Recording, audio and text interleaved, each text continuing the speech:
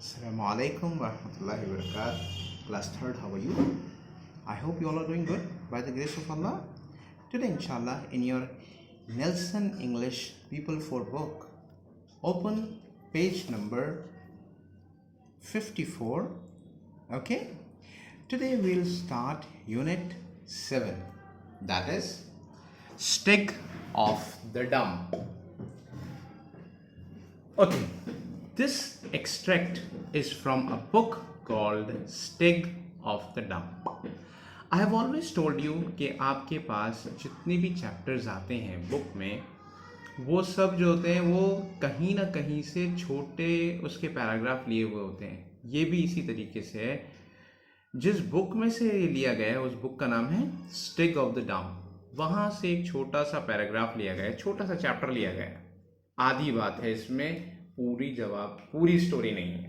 Okay, this extract, देखिए extract का मतलब होता है छोटा सा पैराग्राफ या पैराग्राफ से थोड़ा ज़्यादा, 2-4 पैराग्राफ, छोटा सा हिस्सा। One day a boy called Barney, एक दिन एक बॉय जिसका नाम बार्नी था, goes exploring and makes a very strange discovery. वो एक्सप्लोर करने के लिए, यानी एक्सप्लोर का मतलब होता है चीज़ों को ढूंढने के लिए, तलाशने के लिए निकलता है, and makes a very strange discovery. और उसको बड़ी अजीब चीज़ नज़र आती है, उसको बड़ी अजीब चीज़ें खोज करके उसको मिलती हैं। नाउ अब इस स्टोरी में पढ़ेंगे। ये तो है, ये जो ऊपर लिखा होता है ये स्टोरी नहीं होती है। क्या होता है? स्टोरी का इंट्रोडक्शन, स्टोरी के बारे में। तो आपको दो चीज़ें, स्टोरी तो नहीं है कि कोई आदमी ये बताए कि ये कौन सी बुक में से लिया गया, ये स्टोरी तो नहीं है। स्टोरी का इंट्रोडक्शन है। स्टोरी में क्या क्या हो रहा है वो तो बाद में आएगा। यहाँ पर तो बस ये बताया जा रहा है ऐसा हुआ था, एक दिन ऐसा इंसिडेंट हुआ था। Okay, now listen to this. Far below was the bottom of the pit. What is pit? Pit किसको कहते हैं? देखिए यहाँ पर आप राइट पेज पर आइए। देखिए यहाँ पर राइट साइड में पेज के ऊपर लिखा हुआ है पिट, ग्लॉसरी में। ग्लॉसरी को आप ऐसे समझ सकते हैं जैसे डिक्शनरी होती है, जो इंपॉर्टेंट बातें हैं वो यहाँ लिख दी। पिट, अ डीप होल। पिट कहते हैं गड्ढे को, एक बहुत गहरा सा गड्ढा है, उसके बारे में बता रहा है। अब आइए इस चैप्टर में पढ़ते हैं। What is there in this unit? Far below from a bottom of the pit. Far below, बहुत ही ज़्यादा नीचे। बिलो का मतलब होता है नीचे, बहुत नीचे।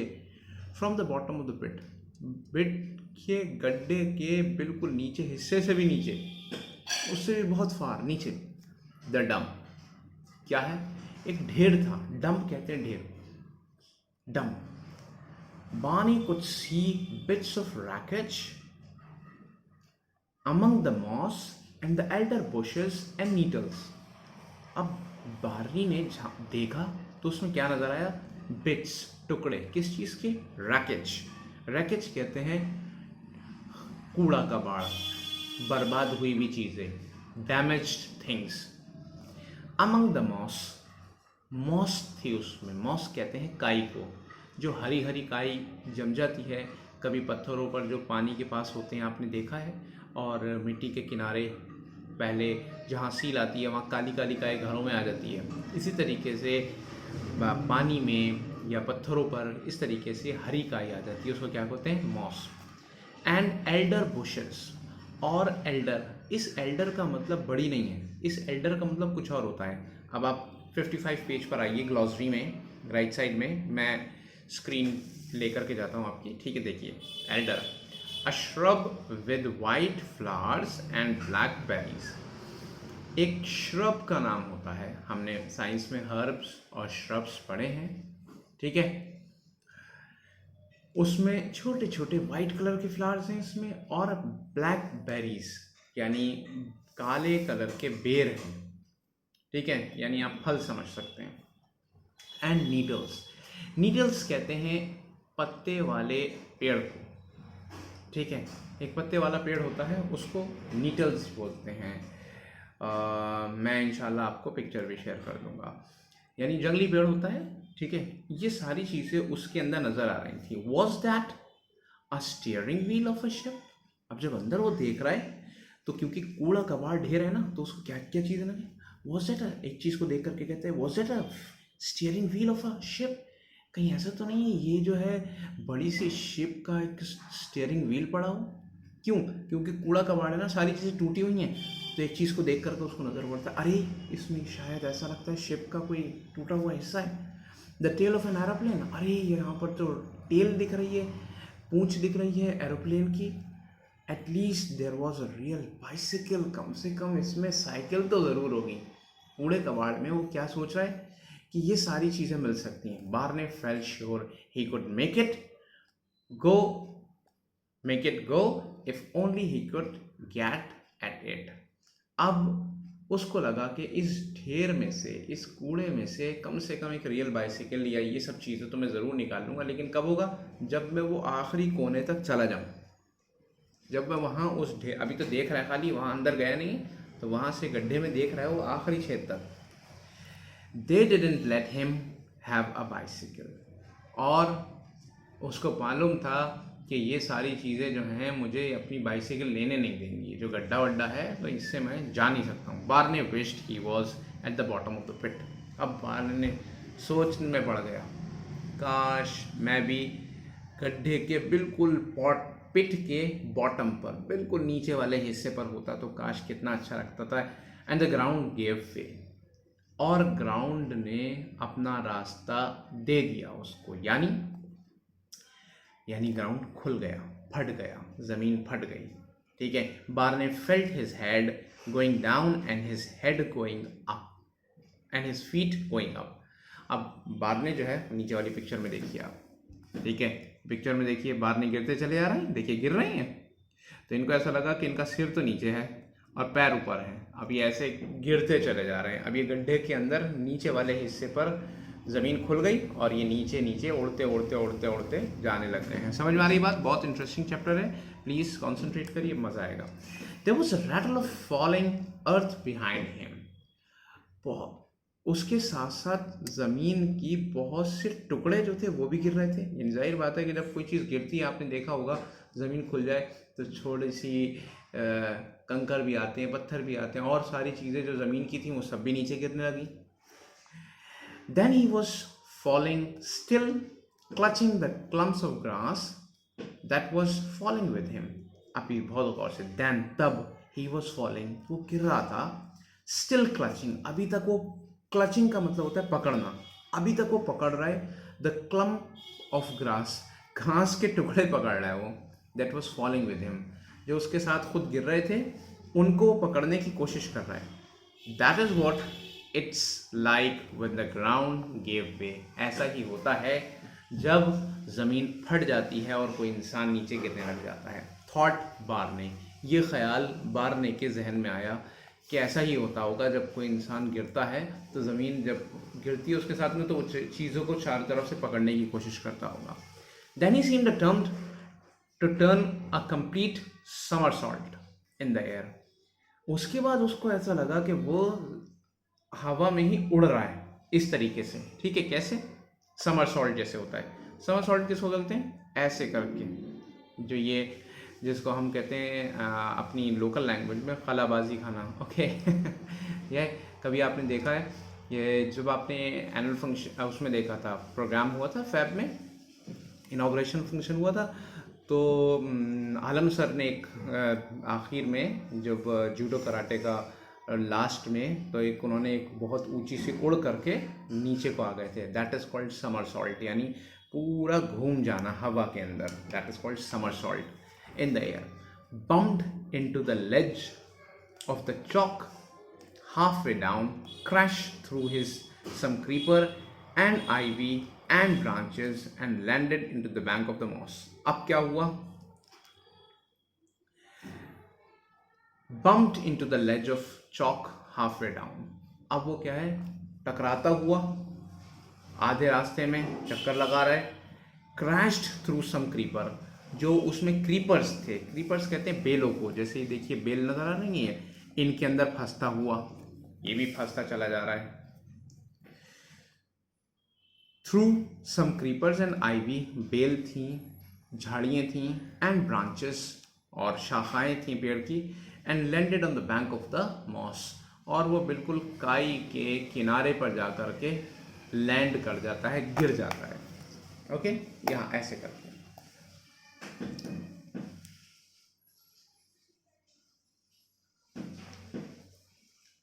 his thought did those funny things they do when you bump your head and you suddenly find yourself thinking about what Barney lay with his eyes shut, waiting for his thoughts to stop being mixed up.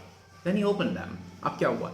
His thought did some funny things. उसके दिमाग में कुछ funny चीज़ें चलने लगी। They do when you bump, और ऐसा होता भी है जब आप कभी बम्प योर हेड, आपका सिर किसी चीज़ के अंदर जाकर के बम्प कर जाता है, टकरा जाता है, फट से लग जाता है जाकर के, and you suddenly find your self thinking about what you had for dinner last Tuesday. और जब आपको ख्याल आता है एकदम से, अभी आप मरने के लिए लेटे हुए हैं, यानी आपको लग रहा है कि आप टक्कर होने वाली है, मर जाएंगे, क्या होगा, तो एकदम से ख्याल आता है पिछले मंगल में मैंने खाना क्या आया था। तो ये हंसी की बात है नहीं, all mixed up with 7 times 6। वो ऐसे दिमाग में मिल गई कि 42 ऑप्शन, 7 times 6 यानी 7 6 42 चीज़ें दिमाग में आने लगी। मैंने ये खाया था, मैंने ये खाया था, क्या मैंने ये खाया था।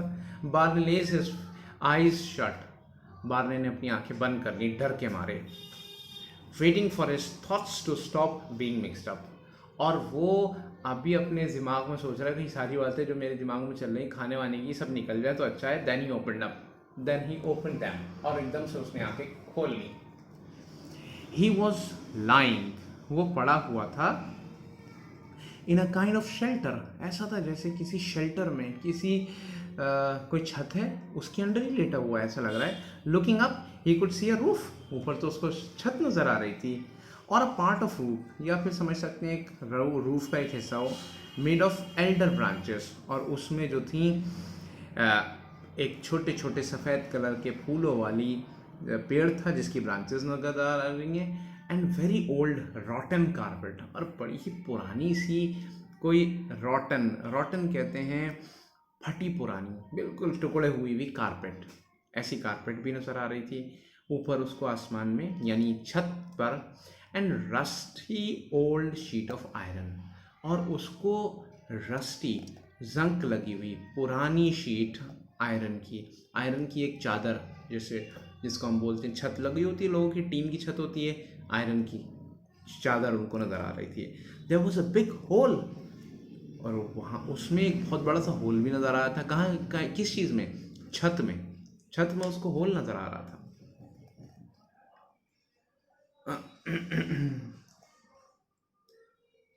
Through which he must have fallen, उसको लगता है, उसको जिसमें से वो गिरा है उसको अभी पता चल गया कि हाँ ये छेद है जिसमें से मैं गिरा हूँ। ही could see the white walls of the Cliff and the trees and the creepers at the top. उसको क्या क्या चीज़ें नज़र आ रही हैं? वाइट वॉल्स नज़र आ रही हैं क्लिफ की, ठीक है, और ट्री नज़र आ रहे हैं, और क्रीपर्स नज़र आ रहे हैं एट द टॉप, ऊपर। क्रीपर्स कहते हैं वो जो बेलें होती हैं उनको, ठीक है। And the sky with cloud passing over it, और आसमान नज़र आ रहा है उसमें से क्लाउड्स गुजरते हुए चले आ रहे हैं। बार्ने डिसाइडेड ही वॉजंट डेड, बार्ने को समझ में आ गया कि अब वो मरा नहीं है। He didn't even seem to be very much hurt, ऐसा भी लग रहा है कि उसको बड़ी चोट वोट लगी हो। ही turn his head and looked around him, उसने जल्दी से इधर उधर देखा, खड़े होकर के अपने आप को संभाला और इधर उधर देखने लगता है। It was dark in this den, इस डेन में, इस गुफा में सब कुछ डार्क नज़र आ रहा था। After looking at a white chalk, जब उसने चारों तरफ देखा सफ़ेद कलर का, and he couldn't see what sort of place it was, और उसको समझ में नहीं आ रहा किस जगह पर मैं आ गया, कहाँ आकर के मैं फंस गया, मैं ये कौन सी जगह आ गई, उसको ये समझ नहीं आ पा रहा है। ओके,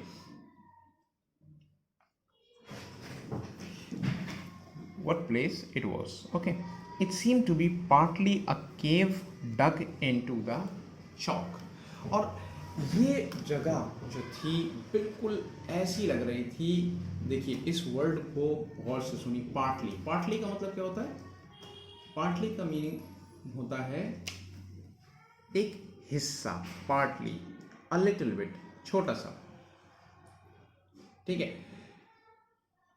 पार्टली अ केव, ऐसा लग रहा है कि पार्टली एक केव हो, कोई कोई गुफा हो, ठीक है, कोई गुफा नजर आ रही हो, और साथ में इनटू द चौक, और वो एक चौक के अंदर कन्वर्ट हो गई हो। अब चौक समझ सकते हैं, एक छोटा सा एरिया, गड्ढा टाइप का। Partly a shelter built out over the mouth, over the mouth of the केव, या फिर ऐसा समझ सकते हैं एक छोटा सा शेल्टर किसी ने बना लिया हो एक केव के ऊपर, मतलब ऐसा लग रहा था एक गुफा के ऊपर किसी ने छोटे से रहने के लिए अपनी कुटिया टाइप की बना ली हो।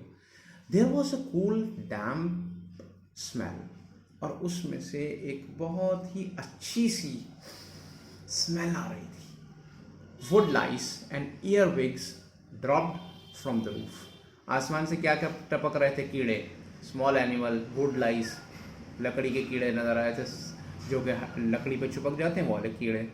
एयर विग्स, छोटे छोटे से इंसेक्ट्स, वो ऊपर से नीचे गिरते हुए नज़र आ रहे थे। ही हैड ब्रोकन थ्रू, उस ज़मीन में से जहाँ से वो फट के आई है ना ज़मीन, उसमें से आया वो सब आ रहे हैं।